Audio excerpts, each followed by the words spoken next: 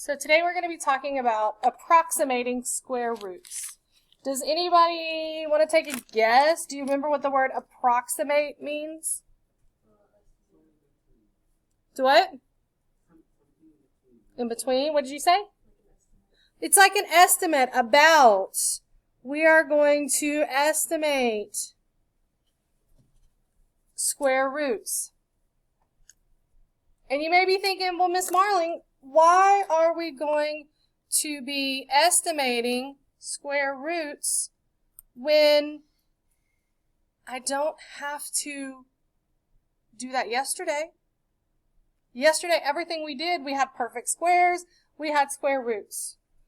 Well, sometimes they're not always a perfect square. Remember yesterday when we talked about the number 17, bless you, not being a perfect square?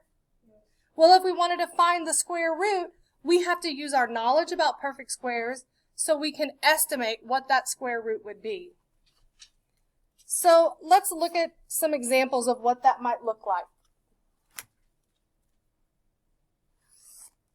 I gotta set up my notes here real quick.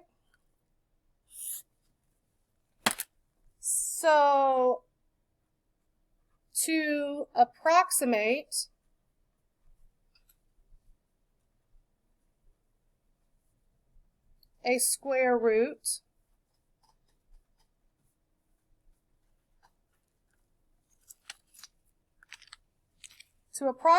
a square root, we can estimate the value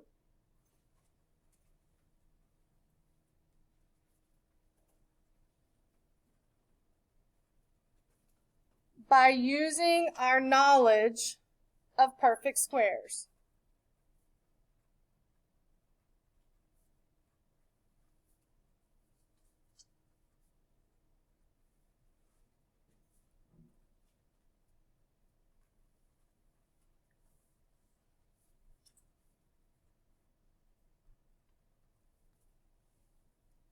So, to approximate a square root, we can estimate its value by using our knowledge of perfect squares. That's why yesterday we talked about perfect squares. Perfect square roots, bless you.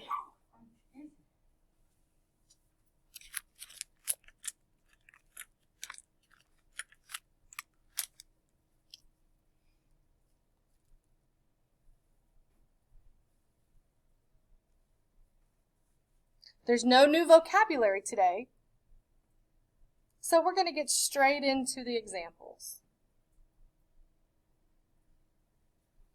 We will do that by using our knowledge of perfect squares, so that way we can approximate or estimate the square root of a number.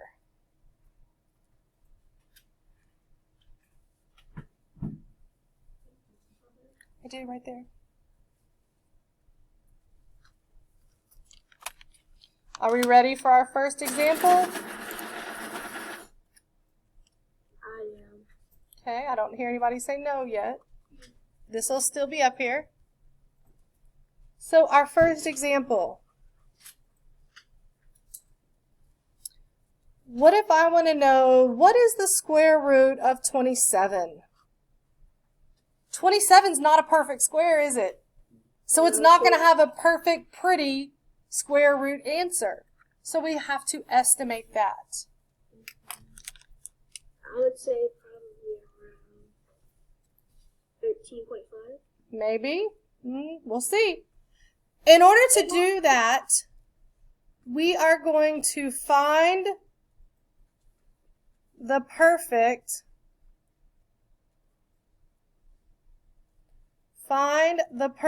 square above and below our number. That's our little how-to. We're going to find the perfect square that is above or below our number. In this problem, our number is 27. So here's what our brain work looks like. I take the number 27. I need to find what perfect square is just smaller than 27 and what perfect square is just bigger. 26 and 28. Well, let's go back and look at our perfect square chart from yesterday. Let me see if I can go back and pull it up for us.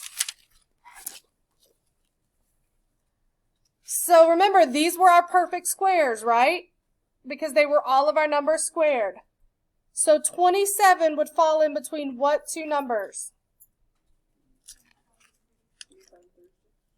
It would fall between 25, right there, and 36. Does everybody see that? So, I'm going to go back to my notes here. So the perfect square that is below 27 would be the 25. The perfect square above 27 would be 36. But is my question asking for the perfect square? It's asking for the square root. So because I need the square root of 27, I have to find the square root of 25, which is what? Which is 5. And then the square root of 36, which is 6.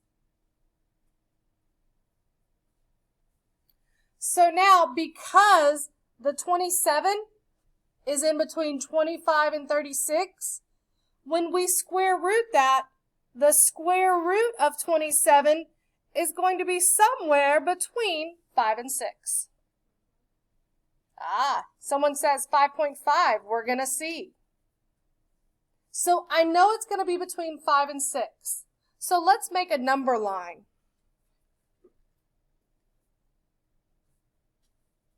I know I'm going to have 5 on my number line, and I'm going to have 6 on my number line. What's halfway between 5 and 6? 5.5 or 5.5. So we can kind of use that to help us estimate. Now, I know it's somewhere between 5 and 6. I need to figure out, is it going to be closer to 5? Is it going to be exactly in the middle? Or is it going to be closer to 6? The way we look at that is I look back to my perfect squares. 25 is how many spaces away from 27 on a number line? It is only 2 spaces away. 27 and 36 is how many spaces away? 9. Now, in order for it to fall exactly in the middle, the 27 would have to be exactly in the middle between these. It's not, because these numbers are not the same.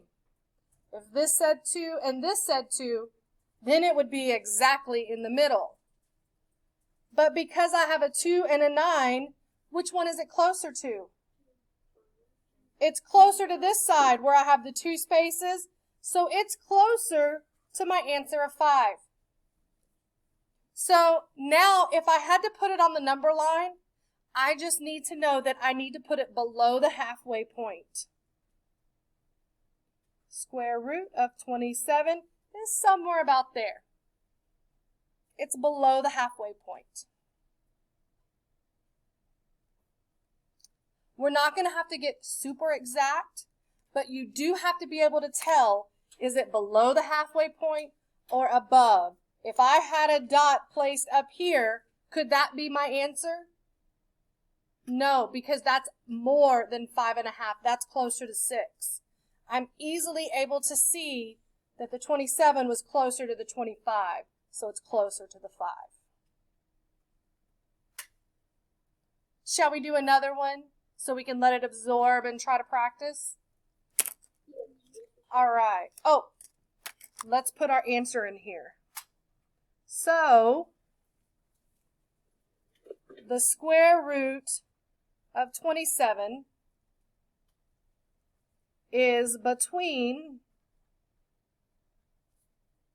5 and 6,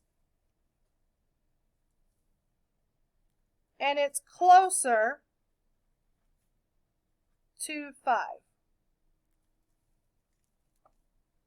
Now, you're not going to have to write an answer sentence, but if this was a question, here's how they would ask it.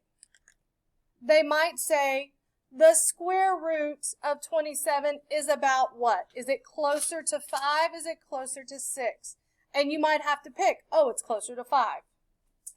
The question might say, the square root of 27 is in between what two integers? And your answer choices, you would pick 5 and 6.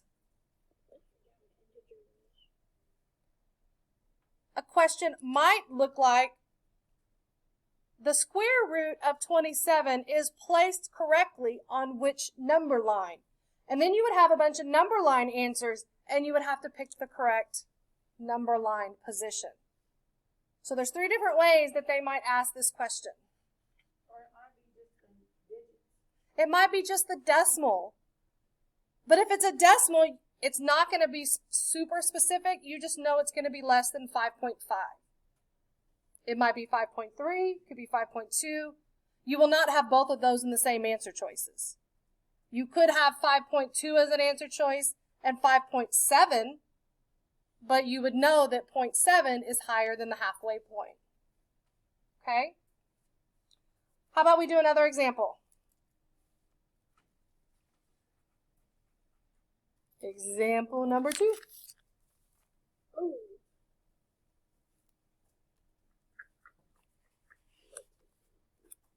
We're going to look for the square root of 102. So I'm going to take my number, 102. I need to go back if I need to look at my perfect square chart. I need the perfect square that is smaller than 102, the perfect square that is bigger than 102.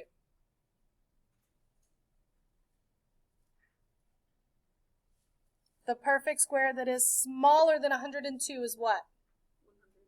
100. It is 100. What is the perfect square that is bigger than 102? 121. Now, my question didn't ask about perfect squares. They asked about the square root.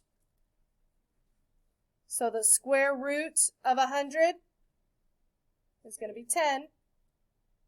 Square root of 121? 11. So then I know on my number line, automatically, it's going to be somewhere between 10 and 11. I just have to figure out kind of ballpark where. Closer to 10, right in the middle, or closer to 11. To do that, we look how far apart my numbers are. From 100 to 102, how far apart is that?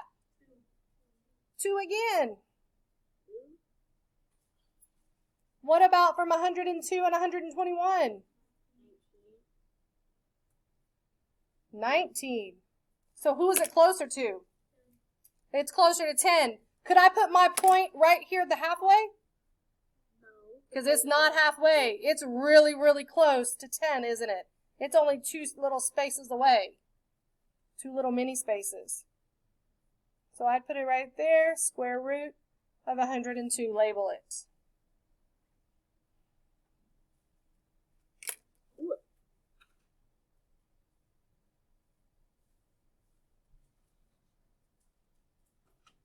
And we've just estimated or approximated square roots. Good job, guys.